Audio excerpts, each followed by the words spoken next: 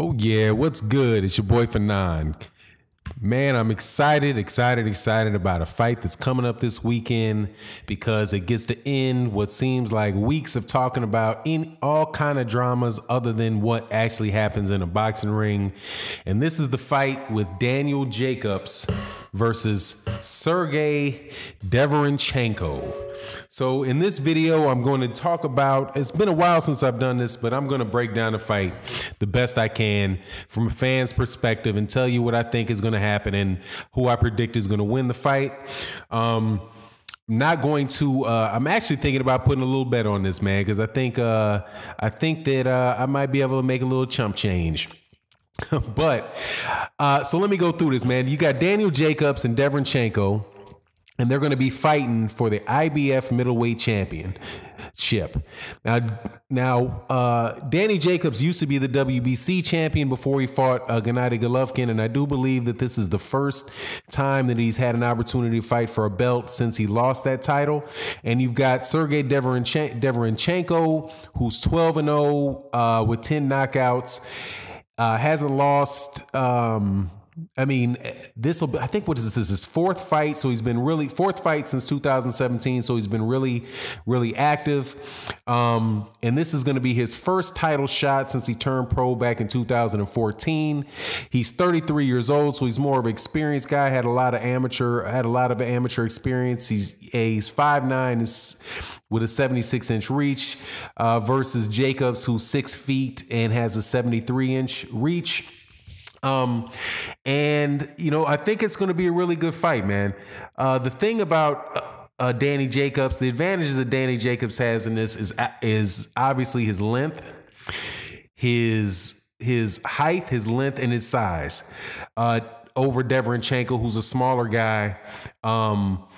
Derevyanchenko is the type of guy in the fights that I've watched. I checked out the last couple fights that he had last night before I made this video. And one thing that I noticed against like a guy like Deshaun Johnson, I think that Deshaun Johnson gave him a good fight.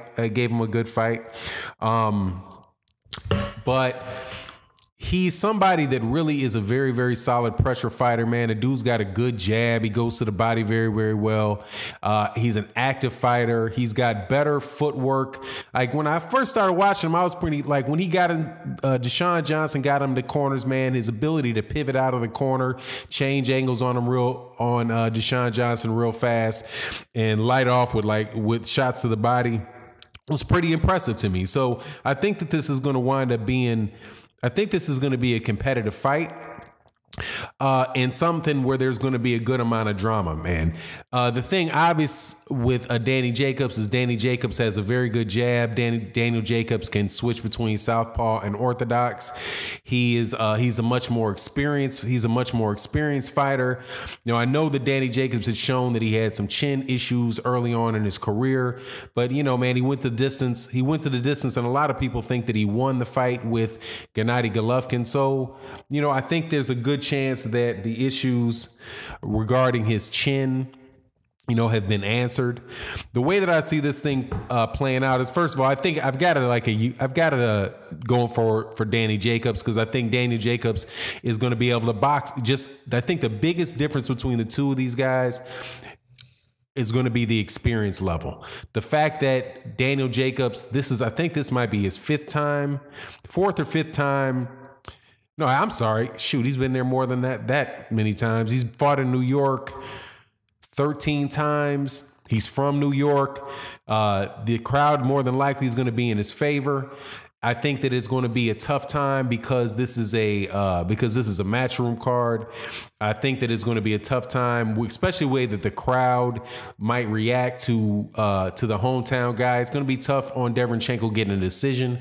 I lean heavily towards Danny Jacobs in a decision. I don't see, but at the same time, I'm not going to say that I think this is like a 90-10 fight or anything like this. I would put it somewhere, if I put percentages on it, I think that it's like maybe a 60-40 fight, right, in favor of Danny Jacobs, man. I think that it's just going to be Derevyanchenko. I've not seen him in. Deshaun Johnson seemed like he was a very good fighter. I think he looked like he was a good a good athlete, but I don't know if he really had the power that Daniel Jacobs has to really, put a stop to a lot of the activity that Derevyanchenko shows. So I see Daniel Jacobs doing just enough to win the rounds, keeping him on the outside with jabs, with a nice jab, going with straight rights to the body. And if when he gets into the side, he might be able to tie him up a little bit, man. He's just using his height and boxing his way to a decision. If Danny Jacobs, really starts trading with him, then I think that's when, things could turn to the advantage of Derevyanchenko, because Derevyanchenko being the shorter man and from what I can see, being a pretty decent inside fighter, definitely, man, dude is a lot faster and pops a lot harder than I thought that he did the first time that I saw him.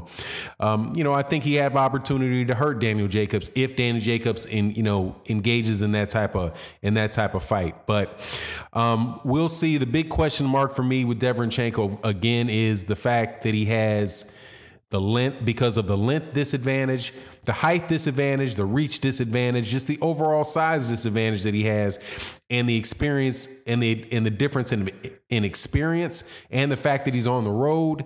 There's just a lot of things that are really favoring Daniel Jacobs. Now there's another thing that favors Daniel Jacobs, and that is the fact that you've got Rozier, the trainer for Danny Jacobs, in his corner, who trained Derevyanchenko, and the fact that Daniel Jacobs has sparred rounds with Derevyanchenko. To me, that's probably the biggest advantage that they have, because there's no surprises coming from Derevyanchenko, and because of the fact that Derevyanchenko's trainer is Daniel Jacobs' trainer, and again, the fact that they sparred. So now one thing that really the way that Derevyanchenko could win this fight, from what I can see, is if he's just very, very hungry, man. If he really comes in and he's pressing the fight, he's staying very, very active. He's able to keep Daniel Jacobs on the back foot, be able to keep him, keep the fight inside, where his shorter arms and his height disadvantage, his height disadvantage can actually be turned into an advantage. I think that's what he's going to have to do. He's really going to have to go hard at Daniel Jacobs, man, and make it an absolute war, and hopefully be able to wear Daniel Jacobs down. Really be able to answer the question whether or not Daniel Jacobs' chin is all the way there or not, and whether that knockout earlier in his career was more of a fluke and related to the fact that Daniel Jacobs had the cancer issue. So, for me, that's what this fight's about. But again, I've got Daniel Jacobs. I favor Daniel Jacobs winning it.